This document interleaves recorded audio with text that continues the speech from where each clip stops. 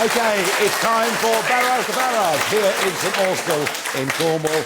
And our first questioner is 17-year-old Georgia. Now, you know, I don't know what they're going to ask me. I promise this is not staged. Georgia, go for it. So, as one of the youngest members in the audience and wanting to pursue a career in the Royal Air Force, how would you win my vote in support of the military? Well, it's a terrible thing, isn't it? But that actually, historically, we think it'll be the Conservative Party that will be strong on defences, and it'll be the Labour Party that'll be weak on defence. And actually, many times in the last 50 years, it's always been the other way round.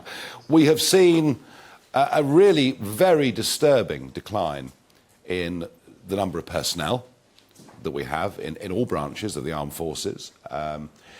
In some elements of it, very bad morale. You know, good people leaving the three services, and that's a disaster.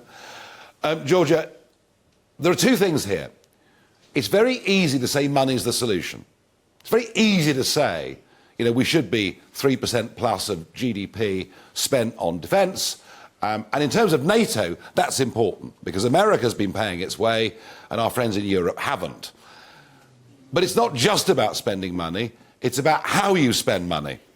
And I do honestly think that in just so many, whether it's the NHS or whatever it is, we can spend huge amounts of money and actually get poor levels of delivery for that money. So I can't wave a magic wand at this, but I do think we've treated our forces pretty badly. And after 13 years of Conservative government, I feel we're much weaker than we were before. But you're going to join still, yeah? Hopefully, yes, sir.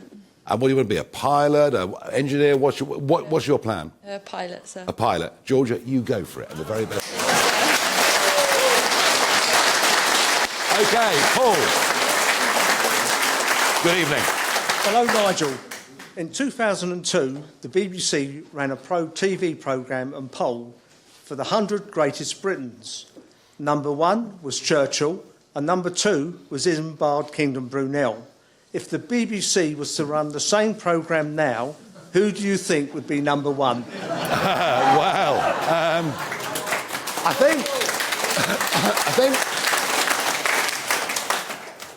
I think, despite what many would want you to think, and the attempt to really destroy Churchill's reputation, which we've seen going on at a number of levels, quite extraordinary. I still think it would be Churchill, and I think Nelson probably would be Isambard Kingdom Brunel. I think Nelson would come second. I mean, what was your thinking? My thinking would be Churchill, because what he did and how we have our freedom today is through that man.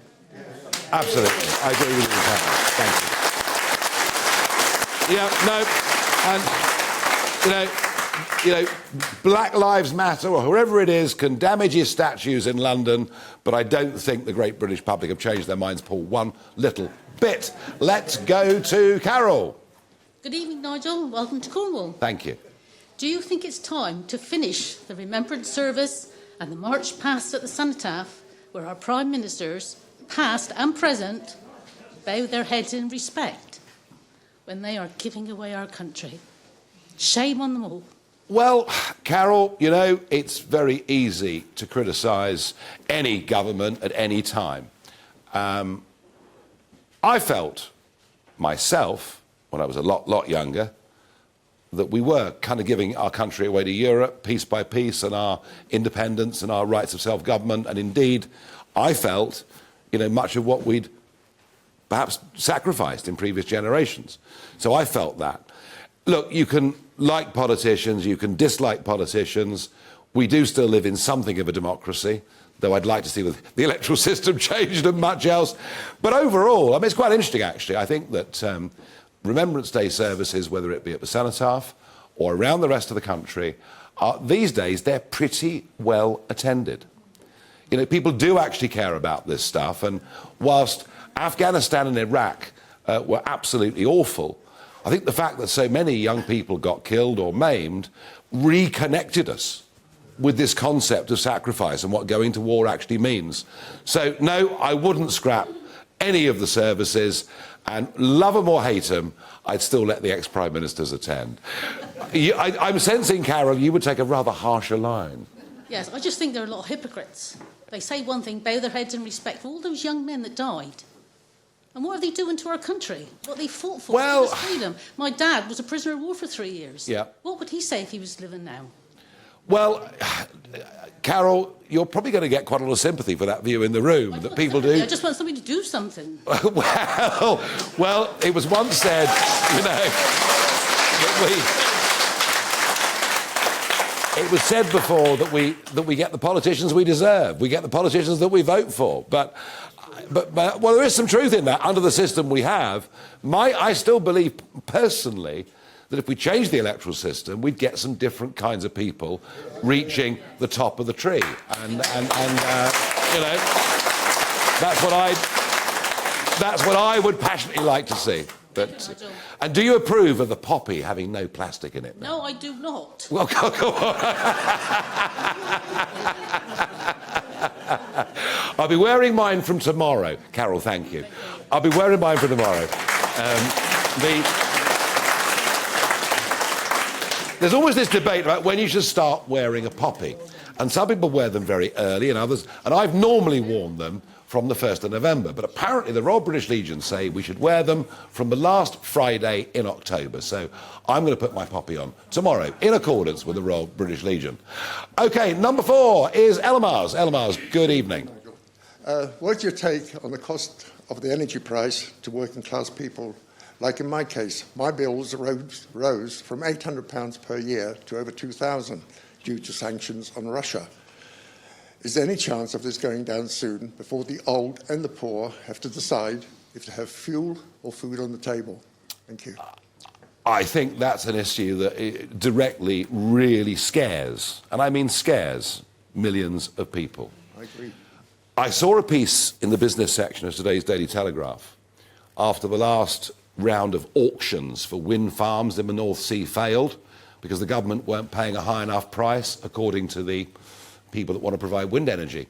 And one of the biggest firms said, we need 70% more, a 70% increase in the electricity price the government pays us to build more wind farms. And I think, Elmars, this is one of the biggest rackets. The more we go for renewables, the more we're told we're saving the world, the higher our bills become.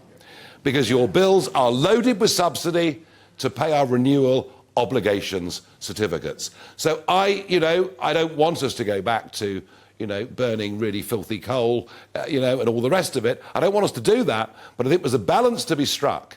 And I just think that the net zero strategy, this country, is being taken down by politicians of all parties. They all seem to agree. I think people like you are picking up the price for it. And I think there's going to be a political backlash at some point. Well, we definitely are picking up the price. Yeah. How do you feel about it? I mean... Poor.